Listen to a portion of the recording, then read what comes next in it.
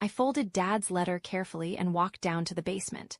Behind the old water heater, exactly where he had said, was a small wall safe I had somehow never noticed in all the years I'd lived in that house. I stared at it for a moment. Then I punched in Mom's birthday. 0814.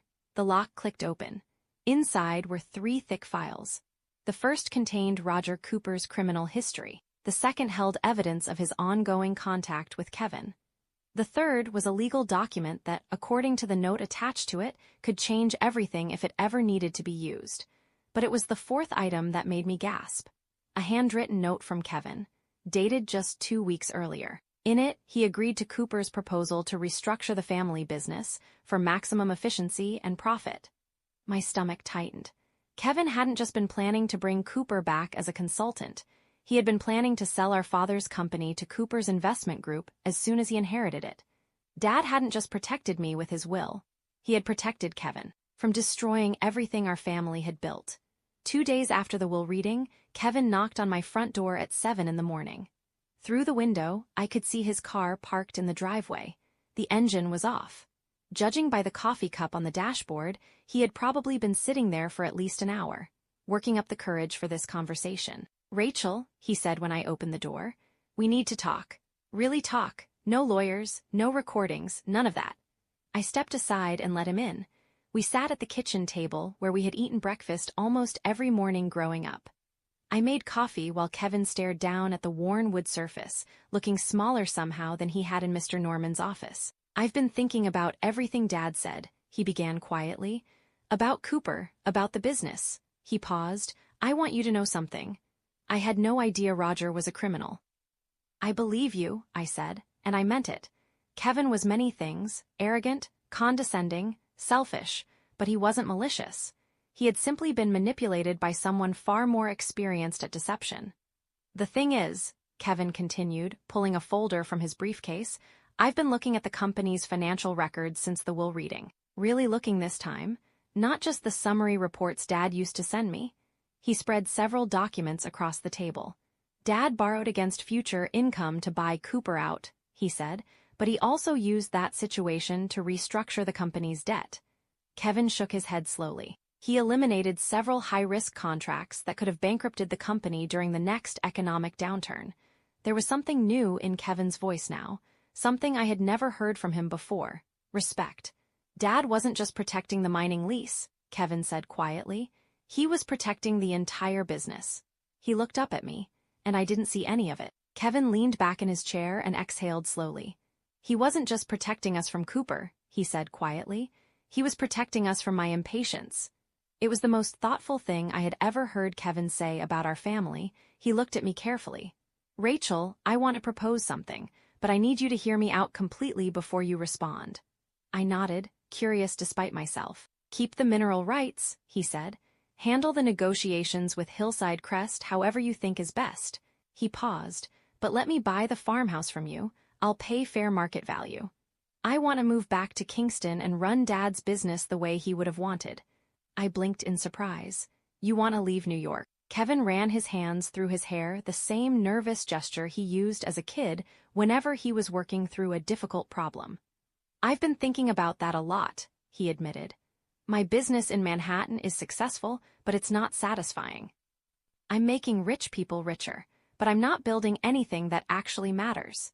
He gestured around our mother's kitchen, the worn counters, the mismatched chairs, the table where we'd eaten thousands of family meals. "Dad's company employs 12 people who live in this community. It builds homes and businesses that will stand here for generations."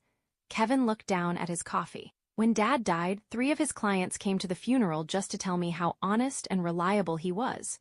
His voice caught slightly. "When was the last time someone said that about my work in New York?" I studied his face carefully. For years, I had learned to look for manipulation in everything Kevin said. Calculation, strategy, self-interest. But this time I saw something different. Something I hadn't seen since we were kids. Uncertainty. "What about your apartment in Manhattan?" I asked. "Your clients?" "I can handle most of my current projects remotely," he said, "and I'm not taking on new ones. I want to learn how to run Dad's company properly before the 5-year restriction ends." Then he looked directly at me. "Rachel, I was wrong. About Cooper. About Dad's judgment. About you. He hesitated. I don't want to be wrong about this too. It was the closest thing to an apology I had ever heard from my brother. The farmhouse isn't for sale, I said after a moment. Kevin's face fell, but before he could respond, I continued. But you can live here while you're learning the business. Dad's bedroom is still too painful for me to go into, and this house is far too big for one person anyway.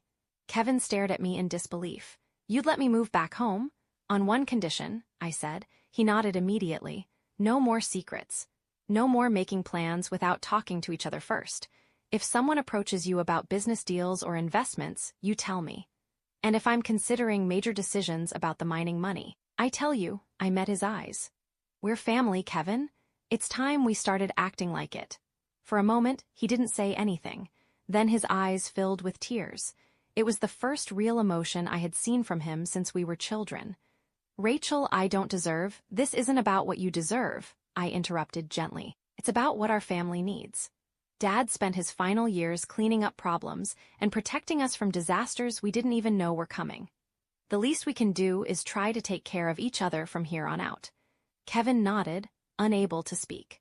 That afternoon, we drove together to Mr. Norman's office to start working out the practical details of Kevin's move back to Kingston. For the first time in a very long time, it felt like our family might actually survive everything we'd been through.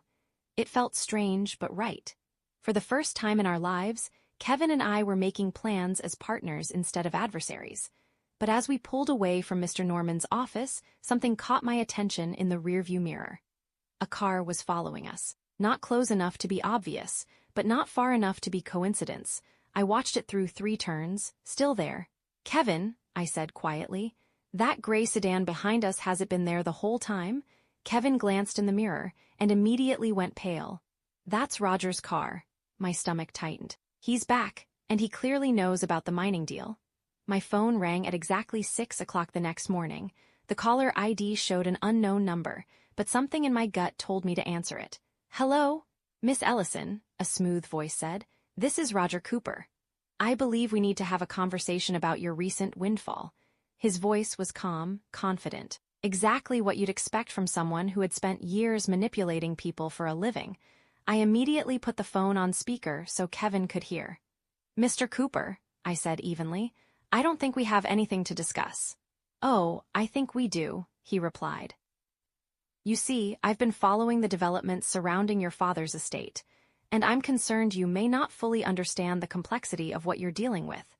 Kevin was shaking his head beside me, silently mouthing, Don't engage with him, but I wanted to hear Cooper's pitch. I'm listening, I said. Managing a multi-million-dollar mineral rights deal requires expertise, Cooper continued smoothly. The mining industry is notorious for taking advantage of inexperienced landowners. Without proper representation, you could easily lose millions through unfavorable contract terms. And you're offering to help me out of the goodness of your heart? I asked. Cooper chuckled. Nothing in business is free, Miss Ellison. I would simply charge a standard consulting fee. Let's say 15% of your final settlement. Kevin's eyes widened. 15%. Even if the deal only reached $80 million, that would mean $12 million going straight into Cooper's pocket, just for inserting himself into the deal. That's a very generous offer, I said calmly, but I think I can manage on my own. There was a brief pause on the line, then Cooper's voice hardened.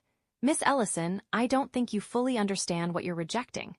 I have 15 years of experience negotiating mineral rights agreements. I have connections throughout the industry. I know which companies are trustworthy, and which ones will cheat you. Like you cheated my father? I said quietly. The line went silent. For a moment I thought he might hang up. Then he laughed, a cold, unpleasant sound that made my skin crawl.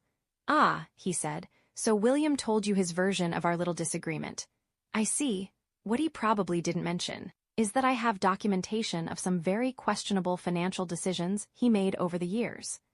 Decisions, Cooper added smoothly, that the IRS might find extremely interesting.